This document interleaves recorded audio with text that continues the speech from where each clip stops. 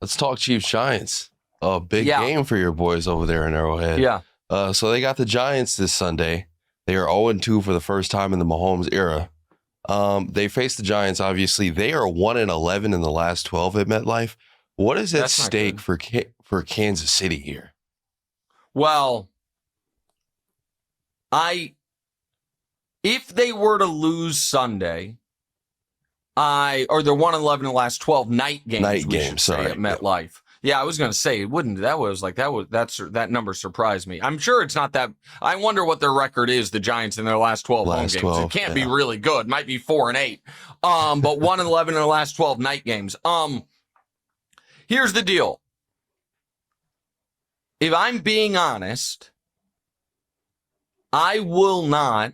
If they lose Sunday, I won't feel in my bones that they can't rally and make the playoffs.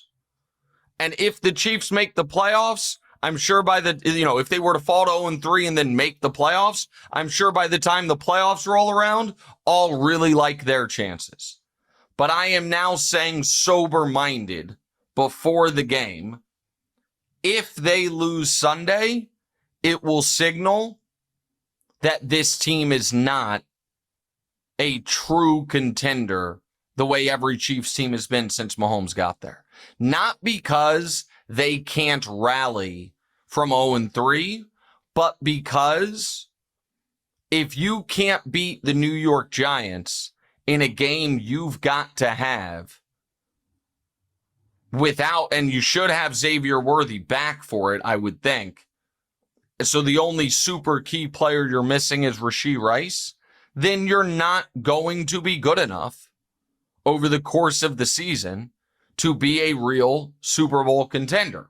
So for Giants, by the way, 5-12 at home since 2023. So it's about what we would have thought. So that's what's on the line. I have joked, not really joked, that Mahomes has never had to play a meaningful regular season game. And that is a little hyperbolic, but in fact, I think what I've said is Mahomes has never lost a meaningful regular season game. And that, to me, was literally true until 2 years ago when they actually had to go on the road in the playoffs, with my argument having been the whole point of the regular season is to get the best seed as possible and to get home field in the playoffs. And if the Chiefs have never gone on the road in the playoffs, then none of the losses have ever hurt them. 2 years ago, when they did have to go on the road in the playoffs, some of those losses, I suppose, did hurt them. But none of those games, DeMonze, felt like they had the stakes of Sunday night. Yeah. You can, I think, explain away the first 2 weeks. Week 1, whole game plan's thrown off by Worthy getting hurt. They don't play well. They can't. Herbert's playing out of his mind, and the Chargers win a neutral site game. Okay. You know what I mean? Not what you'd hope for, but okay. Right. Game 2, the Chiefs, again, can't really get the passing game going without their 2-star receivers or potential star receivers. Despite that, and despite missing a kick, and despite failing on a 4th down early in the 3rd quarter, they're on the precipice of taking the lead and having control of the game, and Kelce makes a mistake. You know what I mean? And you're playing a great team in Philadelphia. Fine. Again, not good. And not excuses, and not saying the Chiefs deserve to win either game, but neither one of those in a vacuum. If either one of those games had happened in week 5 or week 8 or week 12, no one be concerned about it. You know what I mean? Okay, you lose a 1-score neutral site game to a contender in the Chargers. You lose a 3-point hard-fought game to the Eagles, so be it. Because they happen in weeks 1 and 2, and they're on the heels of the Chiefs getting dog-walked in the Super Bowl, it feels seismic. But in reality, it's understandable. Losing to the Giants this weekend would not be understandable. It would mean that there are some systemic issues with the team for this season that are not fixable to the tune of going on a Super Bowl run. And so that's what's on the line for Kansas City in this game. I know you have some follow-ups here. Yeah. Are you still worried at all about the pass rush and Russ coming off of probably his best game or one of his best games in his career?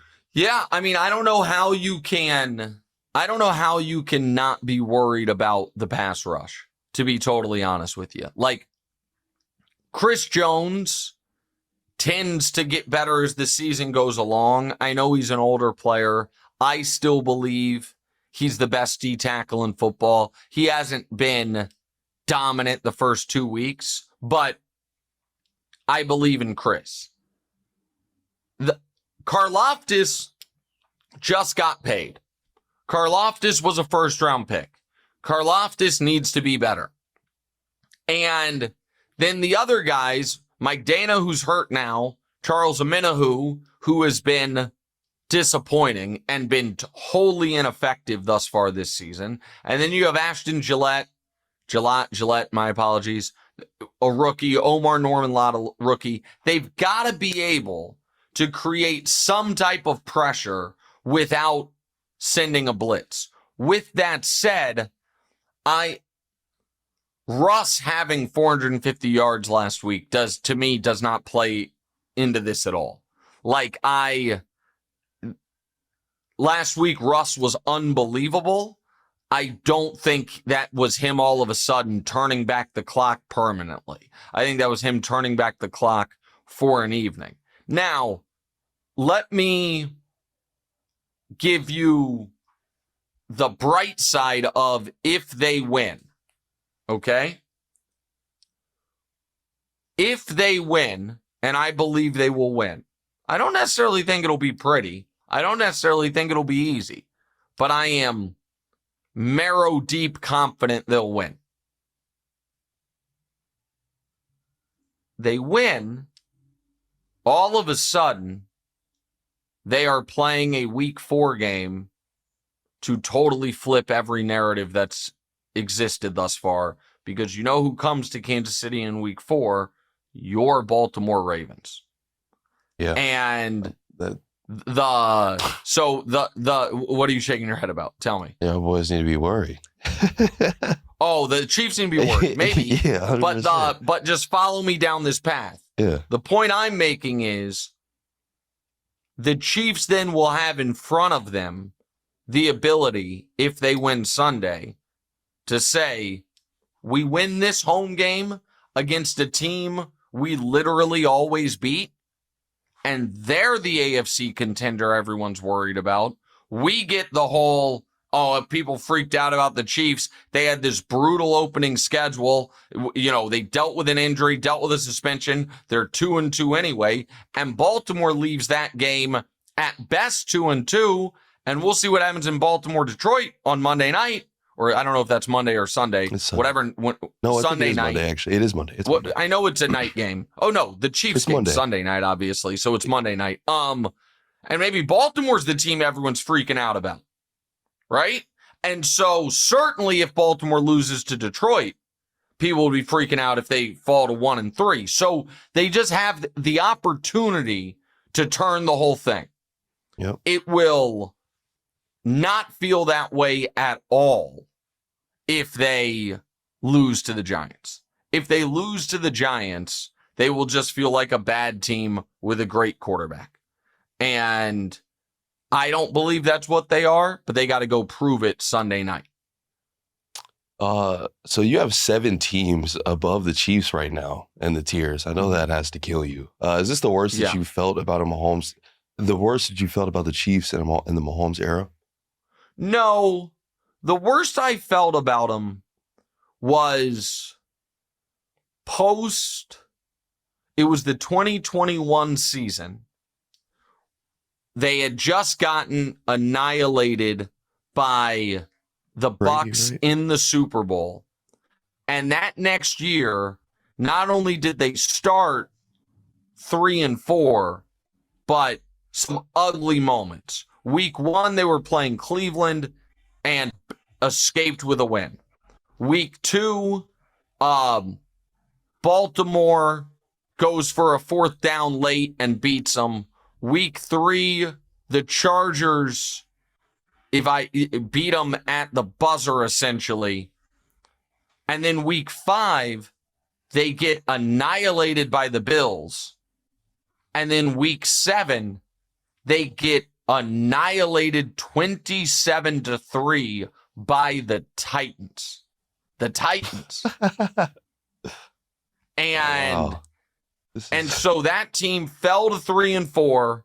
And, at that point, I guess, if you include the Super Bowl, had lost 5 out of 8. And it was up until that Super Bowl against the Bucs, Mahomes had never lost a game by more than 8 points.